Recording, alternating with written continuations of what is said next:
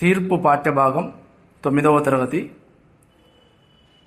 ఇతివృత్తం పరోపకారం, ప్రక్రియ ఆధునిక పద్యం. ఈ పాఠ్యభాగాన్ని రచించిన కవి జంధ్యాల పాపయ్య శాస్త్రి. చదవండి, చర్చించండి.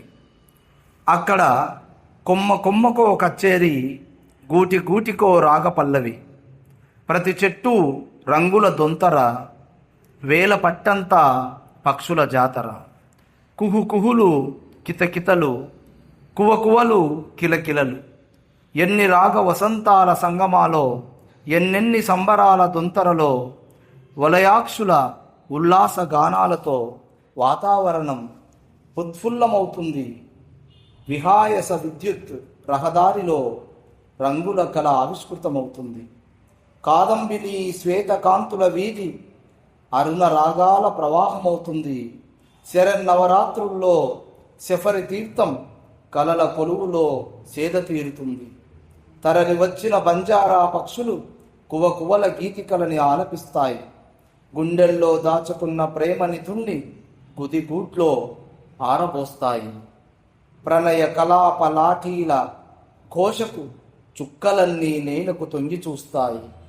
తరుణ హృదయ కేళీ విలాసాలు యామిని ఏకాంతంలో కోరికలోదుతాయి. ఉదయం దినబాలుడు కిరణ కరాలు చాచి గోరింట పూసుకుంటాడు కుంభసంగా.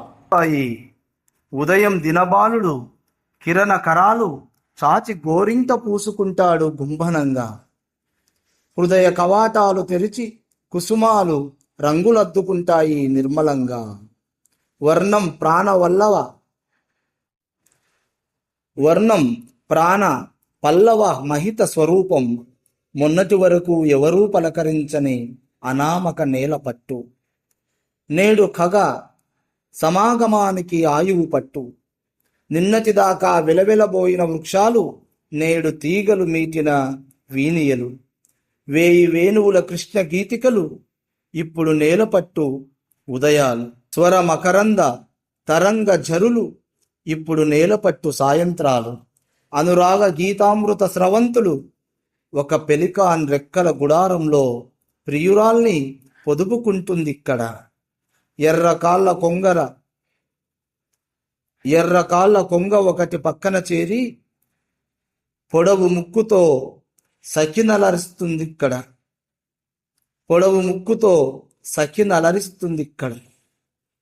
శబరి కొంగ శృంగార రాగంలో ప్రేయసి ప్రియ గానంలో మైమరుస్తుంది. వల్లంతా ఊపిరి చేసి ఒడ్లపిట్ట చెలియమేనంతా స్పృశిస్తుంది. క్షీరదాల ప్రేమ వరదలే కాదు, అండజాల అనురాగాలు ప్రవహిస్తాయి.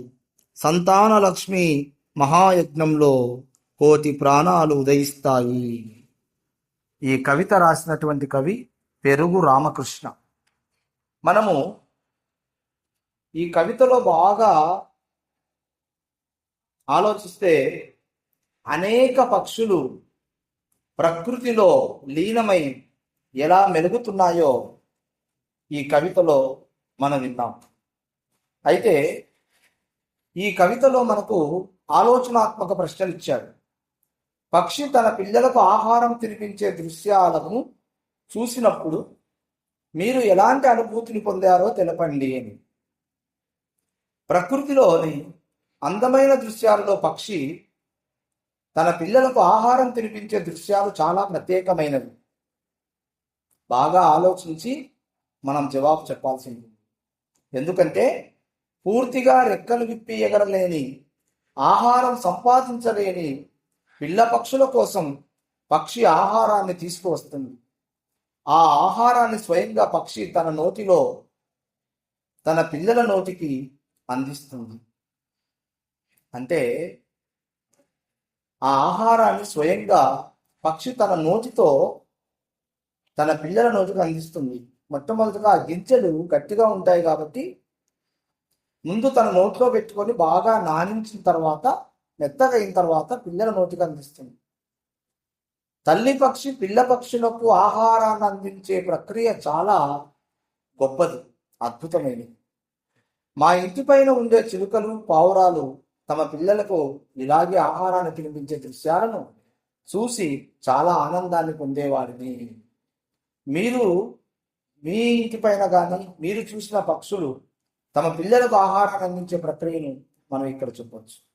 ఇక రెండవ ప్రశ్న, పక్షి గూడు కట్టడంలో మిమ్మల్ని ఆశ్చర్యానికి గురి చేసిన అంశాలు ఏమిటి అన్నాడు.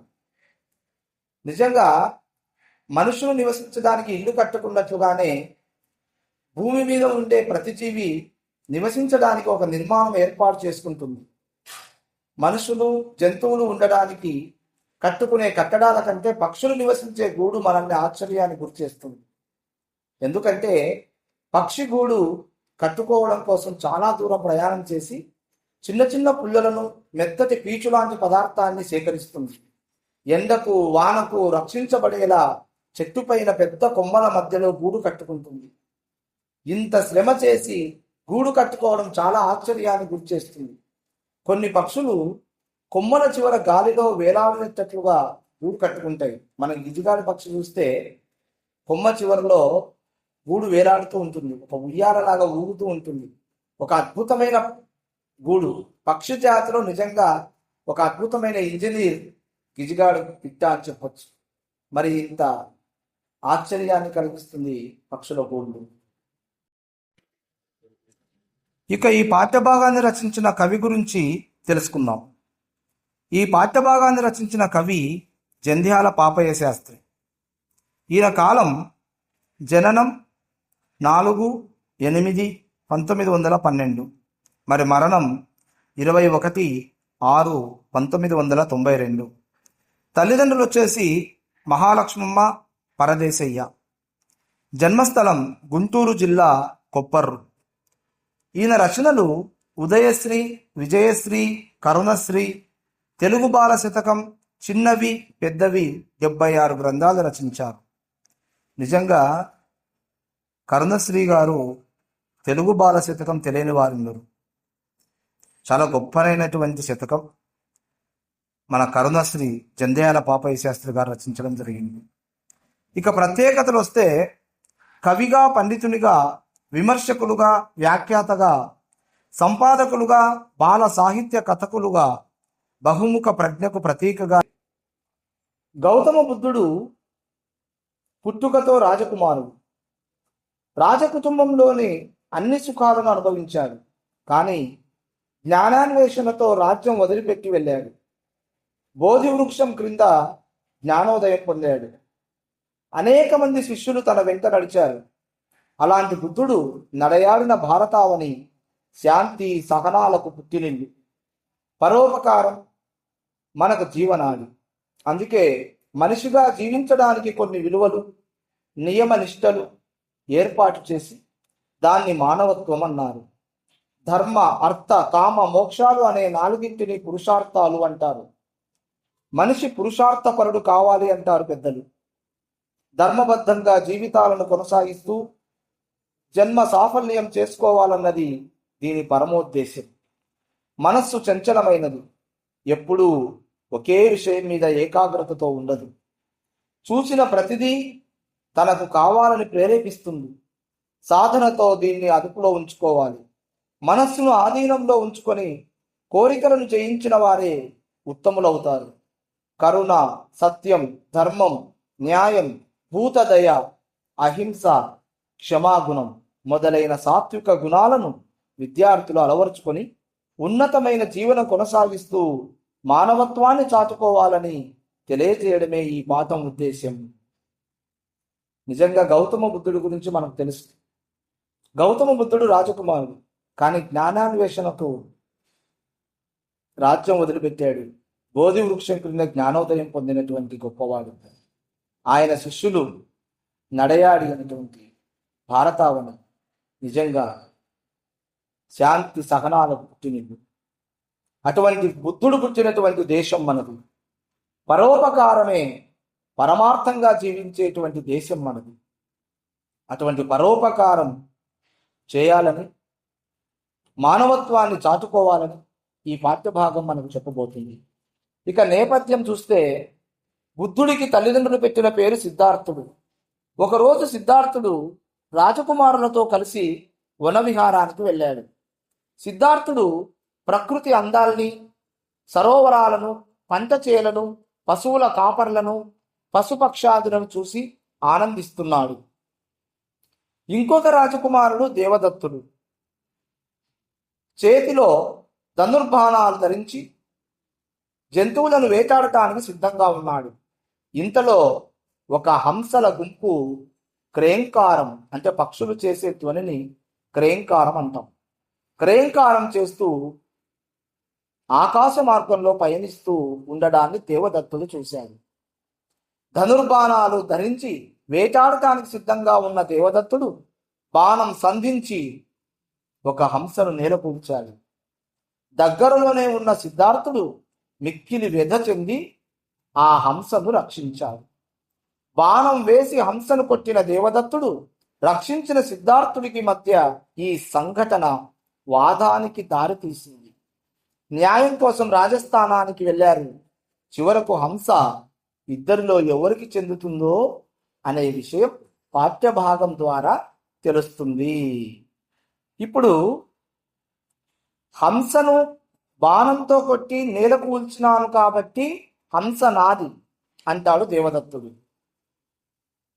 కానీ ఆ హంసను రక్షించాను కాబట్టి ఆ హంస నాది అంటాడు బుద్ధుడు, అంతే సిద్ధార్థుడు.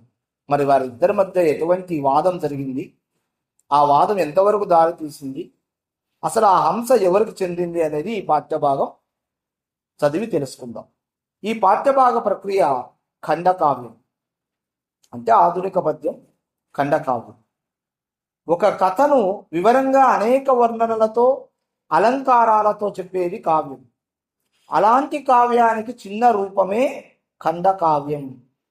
చిన్న కథ, కొన్ని పాత్రలు, పరిమిత పద్యాలు ఉన్న రచన ఖండకావ్యం. దీనిలో వ్యర్థ పదాలకు, వర్ణనలకు అవకాశం ఉండదు. మహాకావ్యాలలోని రసవత్తరమైన ఘట్టాలను, పాత్రలను, చారిత్రక దేశభక్తి సన్నివేశాలు మొదలైన వాటిని రమణీయంగా వర్ణించడం దీని ప్రత్యేకత. దీనిలో పద్యాలు సంప్రదాయ వృత్తాలలో ఛందోబద్ధంగా ఉంటాయి.